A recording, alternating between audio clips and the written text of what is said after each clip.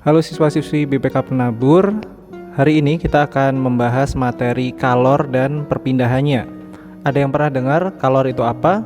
Mungkin kalau nggak pernah dengar, lebih akrab dengan tokoh yang satu ini. Ya, ini adalah salah satu tokoh animasi dari Naruto dan dia sedang mengeluarkan bola api. Jadi kita bisa bilang bahwa kalor itu adalah panas. Jadi panci panas, apa itu kalor? Nah, kita lihat definisi lebih lanjut dari kalor. Energi panas yang berpindah dari benda yang bersuhu lebih tinggi ke benda yang bersuhu lebih rendah itu disebut kalor. Jadi kita bisa bilang kalor ini adalah energi, dan energi ini bisa berpindah. Kemana energi akan berpindah? Dari tempat yang energinya lebih besar ke tempat yang energinya lebih kecil. Sama seperti air mengalir dari tempat yang lebih tinggi ke yang lebih rendah. Maka kalor juga sama. Kalor sebagai energi dari panas, energi ini dapat disalurkan. Satuan kalor sendiri ada dua, joule dan kalori. Untuk yang standar internasional kita akan memakai joule. Untuk definisinya, 1 kalori ini adalah jumlah energi panas yang dibutuhkan untuk menaikkan suhu 1 gram air hingga naik sebesar 1 derajat Celcius. Jadi patokannya adalah air, dan patokan massa airnya adalah 1 gram. Jadi ketika kalian memiliki air seberat 1 gram dan kalian menaikkan suhunya sebesar 1 derajat Celcius, misalkan dari 20 jadi 21, maka kalian sudah memberikan energi sebanyak 1 kalori ke air tersebut. Nah, 1 kalori ini sama dengan 4,184 joule, atau sering dibulatkan menjadi 4,2 joule. Jadi ingat ya, 1 kalori itu sama dengan 4,2 joule. Nah, kemudian tentu kalian pernah melihat bagian nutrition facts ini ya di makanan, atau kalau dalam bahasa Indonesia berarti informasi gizi. Nah, kalau kalian lihat lebih detail, di sana ada tulisan kalori. Di setiap makanan ada nilai kalori yang selalu dicantumkan. Untuk apa? Untuk menunjukkan jumlah energi yang tersimpan dalam makanan tersebut. Karena makanan ini mengandung energi kimia, zat-zat gizi makanan mengandung energi kimia, dan oleh tubuh ketika kalian makan makanan tersebut, energi ini akan diubah menjadi panas atau bentuk lain. Untuk apa energi yang masuk ke dalam tubuh kita? Bisa jadi untuk bergerak, untuk bernafas, untuk mengoperasikan seluruh organ-organ tubuh, dan yang terpenting adalah untuk menjaga agar suhu kita tetap hangat. Karena manusia ini suhunya tetap berkisar antara 36 hingga 37. Ketika kita kedinginan, tubuh kita kan biasanya menggigil. Sebenarnya menggigil itu adalah proses untuk mempercepat metabolisme tubuh, sehingga suhu tubuh bisa tetap terjaga.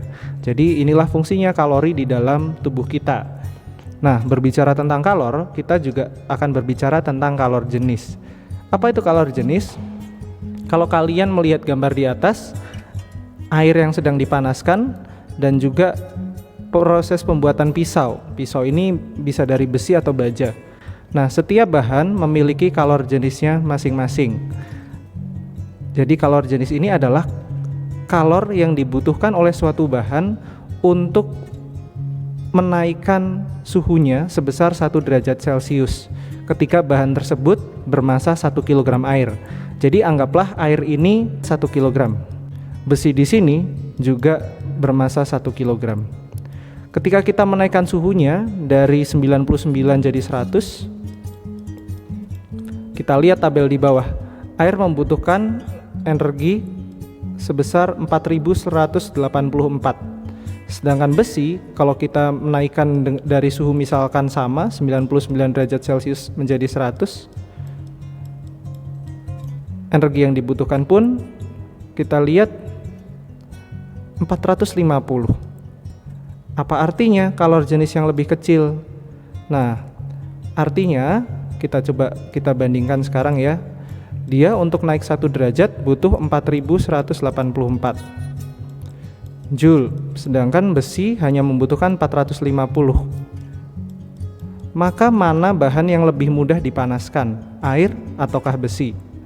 Tentu saja yang lebih mudah panas adalah yang besi, karena dia hanya membutuhkan 450 Joule untuk menaikkan suhunya 1 derajat. Jadi dengan jumlah energi yang hampir sama, misalkan kita punya energi 4000 Joule, air hanya naik 1 derajat Celcius, sedangkan besi sudah naik 9 sampai 10 derajat Celcius. Jadi kita bisa ambil kesimpulan bahwa kalor jenis yang lebih kecil akan membuat suatu bahan lebih mudah untuk dipanaskan. Itu tentang kalor jenis. Jadi kesimpulan yang bisa kita ambil bahwa kalor itu untuk menaikkan suhu benda, kalor untuk menaikkan suhu benda bergantung pada jenis bendanya. Kemudian makin besar kenaikan suhu benda, kalor yang diperlukan makin besar pula. Makin besar massa benda, kalor yang diperlukan untuk menaikkan suhu juga makin besar. Jadi kalau dari kesimpulan yang kita ambil ini, kalau kita tuliskan secara matematis bahwa kalor yang diperlukan untuk kenaikan suhu sama dengan hasil kali antara kalor jenis, massa benda, dan kenaikan suhu.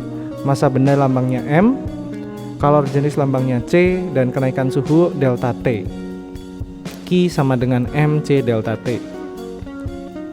Contoh, berapa kalori yang dibutuhkan untuk menaikkan suhu 500 gram air dari suhu mula 20 derajat menjadi 100 derajat? Yang dicari adalah Q, kalor. Massa air adalah 500 gram, tapi ingat kita harus konversikan ke dalam satuan internasional menjadi setengah kilo. Kalor jenis air, ingat 4184 atau bisa kita bulatkan 4200, dan perubahan suhunya adalah dari 20 menjadi 100 atau selisihnya adalah 100 minus 20. 100 minus 20 sama dengan 80. Berarti hasilnya adalah setengah dikali 4200 dikalikan dengan 80 menjadi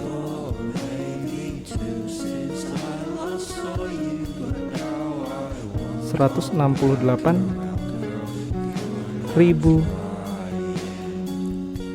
Joule. Jadi kalori yang dibutuhkan untuk menaikkan setengah kilogram air sebanyak 80 derajat Celcius adalah 168.000 Joule, atau kita bisa singkat 168 kilojoule. Seperti itu contoh penerapannya. Sedikit lagi tentang kalor lebur dan kalor uap. Kalau kita berbicara kalor jenis, kita berbicara tentang material yang fasenya sama. Kalau misalkan air ya tetap dalam bentuk air, kalau misalkan besi yang padat berarti dalam bentuk padatan. Tetapi ketika benda itu berubah fasa dari padat menjadi cair atau dari cair menjadi gas, kita tidak lagi memakai kalor jenis, tetapi kalor lebur atau kalor uap, tergantung mana fase yang sedang dialami. Kalor lebur digunakan untuk proses peleburan dari es menjadi air misalkan. Untuk kalor uap kita gunakan pada saat peristiwa penguapan dari zat cair menjadi gas. Nah, rumusnya akan sedikit berbeda. Apabila sebelumnya Q sama dengan MC delta T, maka ketika terjadi perubahan fasa, misalkan dari air ke gas, kita menggunakan kalor uap. Jadi kita tidak lagi menggunakan MC delta T tetapi M kali U, di mana U ini adalah kalor uap. Seperti itu. Sedangkan ketika peristiwa peleburan dari es mencair, maka rumusnya juga tidak akan dari MC delta T, melainkan M dikali kalor leburnya, lambangnya L besar. Jadi seperti ini. Baik, berikut contoh soal untuk masalah kalor lebur dan kalor uap. Pada saat ini kita diberikan data ada air yang bermassa 5 kg dalam keadaan beku. Berapa kalor yang diperlukan untuk meleburkan es tersebut menjadi air? Maka kita tuliskan datanya. Massa yang diketahui adalah massa es sebesar 5 kg dan kalor lebur L besar sama dengan 336.000 Joule per kilogram. Maka jumlah kalori yang diperlukan akan sama dengan massa es dikali kalor lebur es itu sendiri, 5 dikali 336.000.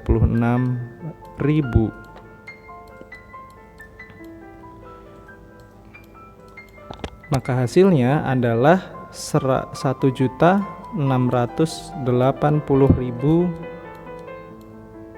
Joule, atau bisa kita sederhanakan menjadi 1680 kilojoule atau 1,68 megajoule. Oke, demikian contoh kasus pembahasan kalor lebur dan kalor uap. Semoga kalian bisa mengerti lebih baik. Baik, demikian penjelasan mengenai kalor dan perpindahannya. Sampai jumpa di video berikutnya.